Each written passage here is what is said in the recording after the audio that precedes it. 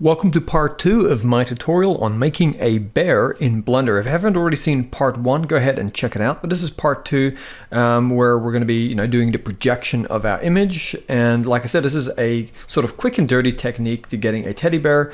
But the overall result is pretty fun, and I will be uploading this blend file to my Patreon as well. All of that is in the description. So let's jump into part 2 and finish off our teddy bear. Just quickly hit tab to go back into edit mode. And that's what we have so far. Now, before we go any further, let's actually project the texture on here so far, so we can kind of just get an idea of where we're at. So that's super simple to do. We're just gonna go here to our materials. And you can see we already have a material because we use the default primitive in Blender, which is the default cube. By default, it comes with a material just called material. So we're just gonna name that material bear. And we're just gonna come here to our base color and click on it. And we're going to go here to this thing here. It's called our image texture. So we're just going to click on it. When it comes to the drop down, let's just select that Pixabay image that we got. It should be in here because we dragged it into Blender. So just click on it. And now we have that material here. But if we hit Z and we go material preview, you're going to see we have an absolute mess here, right? Because it's still using the UV coordinates from the original default cube that comes pre-unwrapped in Blender. So that data is just really messed up at this point. So we're going to go to our UV editing workspace, and we're just going to hit A to select all of this. 1 to go into our front orthographic view, and we're just simply going to go U and project from view. And here you can see in the other side we have half a teddy bear. So we're just going to click, drag, and select it all. G to move it, and we're just going to move it to where the teddy is, and then we're going to go S to scale, G to move, and we're just roughly trying to line it up with the teddy here. So we can now go in here, slightly move it. And if you want to see what's happening on this side, you can hit Z and then go into material preview. And you can see a material preview of this texture here. Now, one of the limitations, obviously, is that it's not going to look right from the side or the back. It's going to look weird even from the top. You're going to get a lot of stretching as those pixels stretch on the side planes. But like I said, we're trying to make a still life render from the front. And that's why this kind of works really well as just a front on render. But if you wanted to, make it as an asset that you could use, you'd have to kind of get extra images from the side and then project that. And you'd have to paint it all in to some sort of like master texture. But that's a whole other thing. We're not going to really cover it in this tutorial. So now you can see here, it's kind of roughly in place. What we can do now is we can individually come in here and select any one of these. So if I click on the edge here, Control L, just to select all of that by itself, I can actually come in here and just separately move the foot. I can also scale it, and I can kind of try and make it match up better to what I'm doing here. Over here, I can just also go to my vertex option, select this one vertex in the middle of the foot. Control L to grow the selection a few times, and you can see here it's just separately selecting these. So now I can come in here and just move them more into a place that kind of works for the dimensions here. So the foot is matching up a little bit better. You can see here, I can fill it in like that. It's much easier. And once I'm done with that, I can just hit H to hide it over here. And now I can go Shift Alt, click on this edge and go Control Plus and just grow the selection a few times. And now I can come in here and just grab these and just move them roughly on the outside like that. And that way we get this part here, the kind of like the bottom part of the foot, that patch, to really match up to the UV projection. So just like that. But really, you don't even have to be that precise about it. I'm just doing this as an extra little step.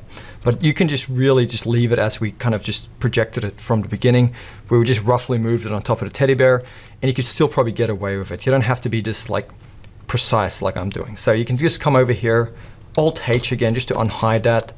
And you can see it looks a lot better. So go ahead, take your time, move things around, grab the different parts, come in here. You can use the proportional editing tool to slide things around till it just, like I said, all starts looking good over here. But for now, I'm just gonna leave it as it is. And I'm just gonna go back to my layout. And let's just quickly add in those ears, which are really an essential part of this teddy bear. So a simple way to do these ears, and I experimented a little bit, but I came up with a method that I think works really well. So we're gonna go Shift A, and we're just gonna add in a cube.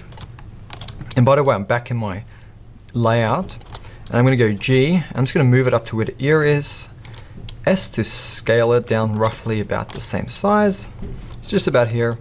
Then I'm going to tab into edit mode. I'm going to hit Z. I'm going to go into wireframe.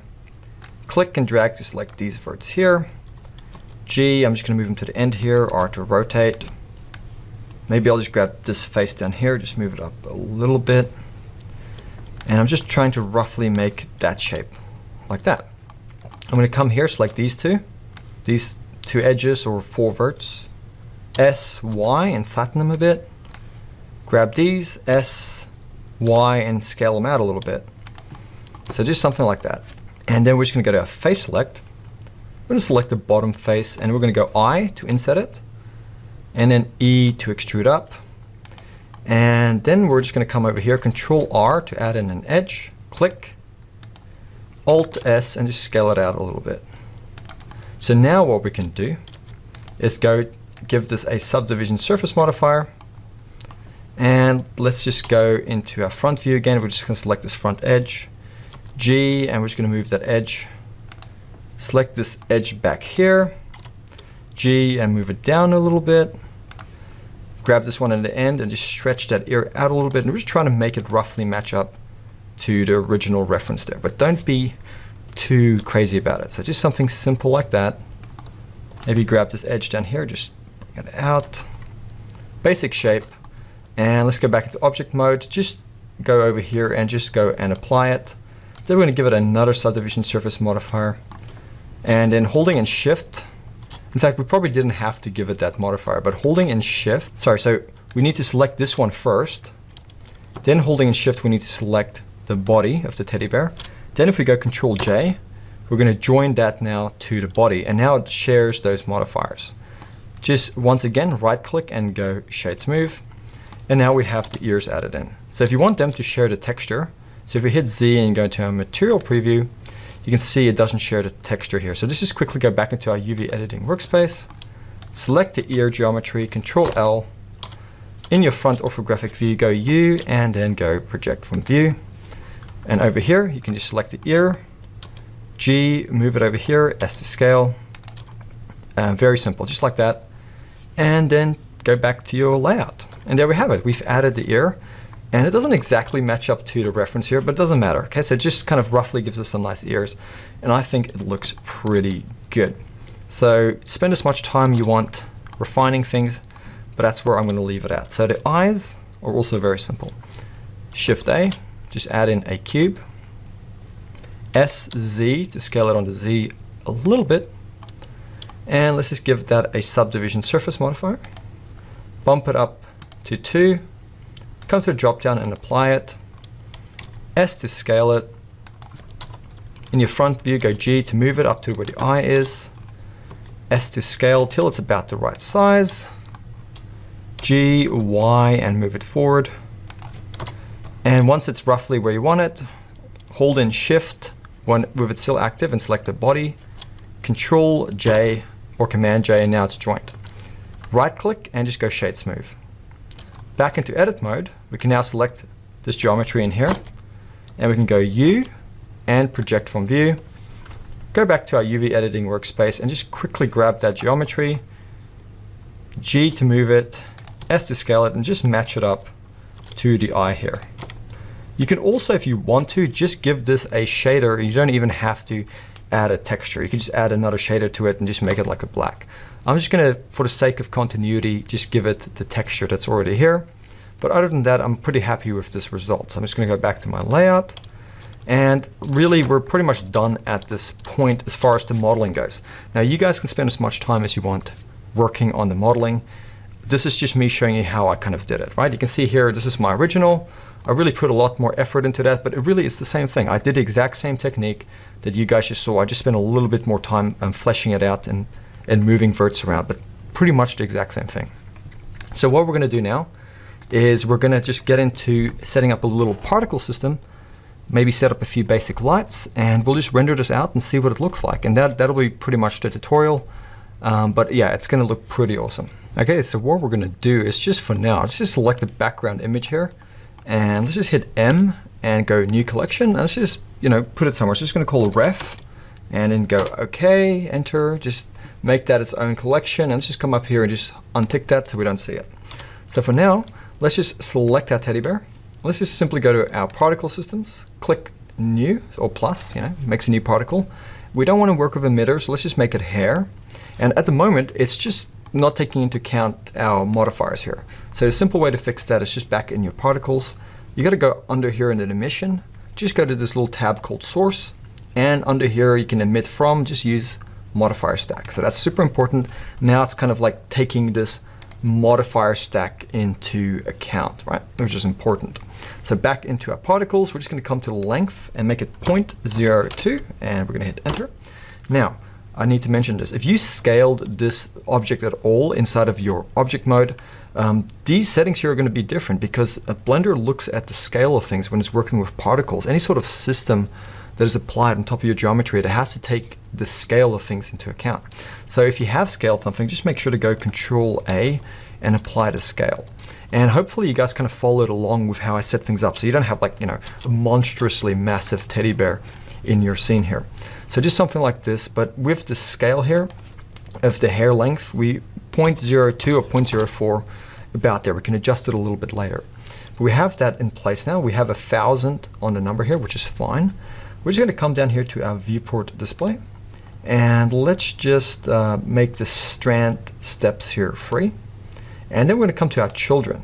So the children, essentially, if you kind of don't know much about particles, essentially these parent particles, which are this emitter number up here, that's just kind of like the particles that you can comb and individually control. So it makes things a little bit easier, and you don't like have to edit a million hairs. But for each one of these ones here, you can come here to the children amount, and we're just going to select interpolated in this case. And you can see here in the display amount, it's just essentially saying for each one of those 1,000 hairs that are their parents, it's going to generate 10 of the display amount. So those are our children, right? That's what I call children. The render amount is just the amount that's actually going to be rendering in the final render. So for now, we'll leave the display amount here to 10. And if you have a weaker computer or a laptop, you might want to consider keeping the display amount quite low so you don't get any sort of lags or kind of issues like that if you have, like, you're running a smaller device. So with the render amount here, I'm going to set mine up to 300, right?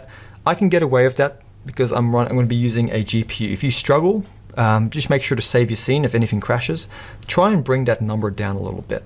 So what we're going to do now is, obviously, we don't want particles everywhere because we're just going to be rendering this from the front. It's kind of redundant to be having particles at the back here. It's just a waste. So what we're going to do is we're just going to go over here to our Object Data Properties. I'm going to click on the plus, and we're just going to make a new group. And if we tab into Edit Mode, and we hit A to select everything, we can click on that group and go Assign. So any vertex that's now assigned to that group will have hairs. But we're going to come here to our Vertex option. We're going to hit Control 1 or Command 1, and that's going to take us to our back view. We're going to click and drag and just select all of the verts that are at the back. So you can see here, it's just selected all the things at the back. And we're going to come here to this group, and we're just going to go Remove.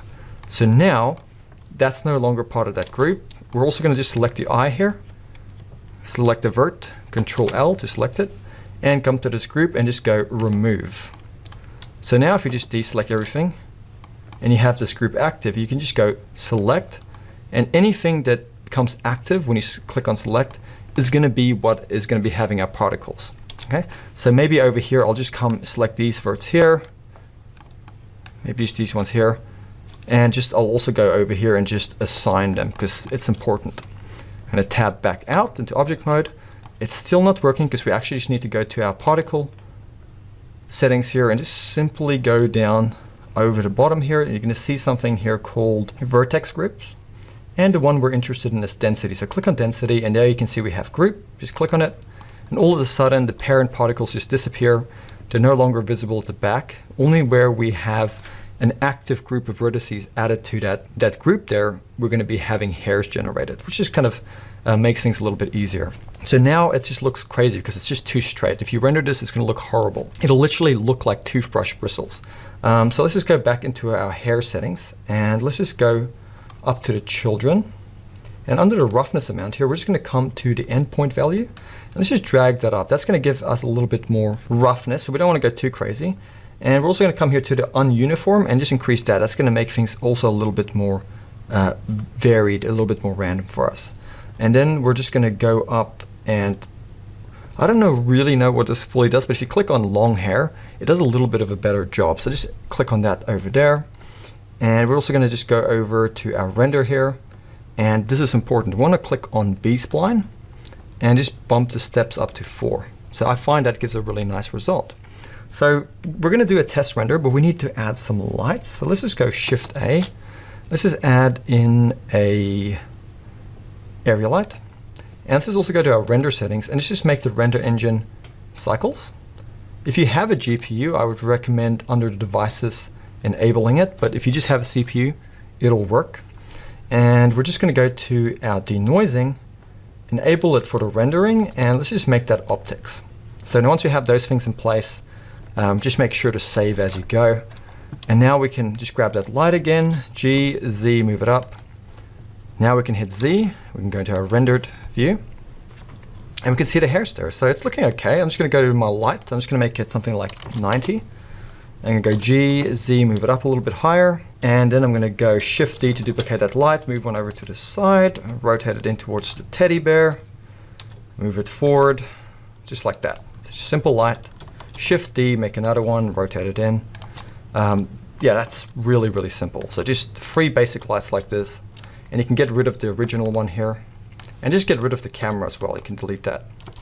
So what we're going to do is just in our front view, we're going to go Shift A. We're just going to add in a camera. G, Y, and move it back. G, Z, and move it up. And then hit 0 to go into camera view.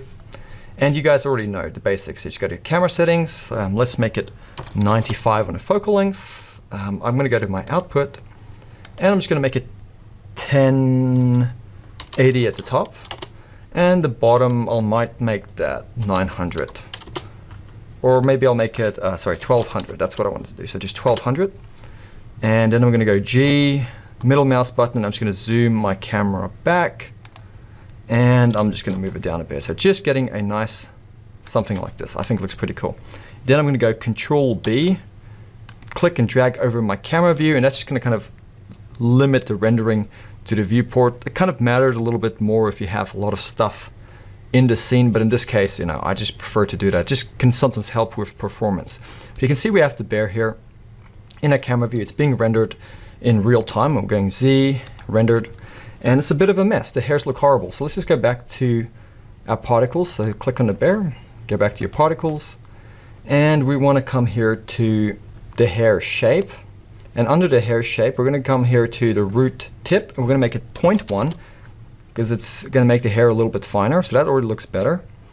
And we're also just going to come over here to our modifiers, and let's just make sure that all of these are in the right order. So we want our mirror first, then our subdiv, and then our particle system. So everything seems to be in place. So what we're going to do now is we might just also come in here in edit mode, just grab one of the eyes, scale it up just a little bit, and then move it over. And then G, Y, just move it forward a bit so it doesn't get too covered by the hair. Go back into object mode. And there we have everything in place. So let's just quickly do a test render. So make sure to save. Let's go render, and let's just render image, and let's see what this looks like. Okay, so here you can see the render result. It's still busy rendering. It takes a bit of time, even on my computer. But you can see, it's looking pretty good. Just for like the first render attempt we've made with just all the little minor edits so far, it's looking pretty good. There's still a few bold patches, but that's kind of because when we kind of deselected some of the verts when we were making our vertex group, we might have we probably shouldn't have removed some of the ones at the back of the ear. So you can just go back into your object data properties, select a few more of those verts, and then just assign them to that group so it will have particles there. So if you have any of those bold patches, that's how you can fix it. You can see here that the eyes, we can just bring them up a little bit higher and just edit the geometry. So I'm just going to kind of escape the render here. So I'm just hitting the escape key. I'm just closing this window, and I'm just going to come here and just select it, and I'm going to just do that. So what I'm going to do is just select the top of the snout here, and I'm just going to, in edit mode, just bring it down a bit. And just little things like that you can do. And what I did as well, you can see those verts are fusing there, so I might just quickly fix that. But what you can do as well, you can add the little part of the snout here. I'll quickly show you my original. So with my original here, which is pretty much the exact same thing, I did the exact same thing. What I did is I just added in a cube and I just simply modeled this little object here. So you can see there, this is a really simple thing I modeled, and I just shrink wrapped it onto the surface. And I just projected that exact same texture material on there. So that's optional, you don't have to do that bit. And I just, like I said, I went in here to edit mode, and I just kind of selected the right verts and I just assigned them to that group where I felt it needed it, and where I felt it didn't need it at the back, I just made sure to remove it because it's not really necessary. So that's just how I refine things. Really, this really nice result that you see here, this was my original. That is the exact same thing I just showed you guys. I used the kind of exact same lighting setup.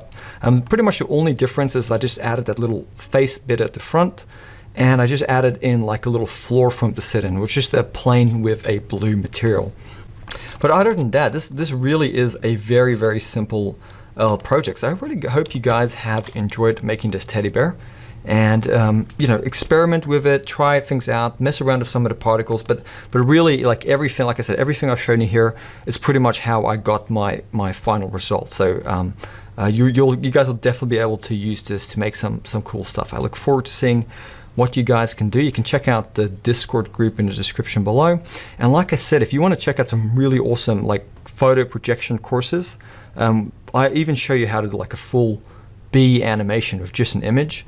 You can check out my link in the description for Skillshare, which will give you 1 month free on Skillshare, and you can try it out. You can watch some of my courses, you can watch other people's courses, and you can just decide if you want to do it. And if before 1 month is over, you can decide to drop out. You don't have to continue and pay for Skillshare. So that's something you guys can check out in the description below. I definitely encourage you to do that. And like I said, I'll be making my blend file available on Patreon, which you guys can also check out in the description.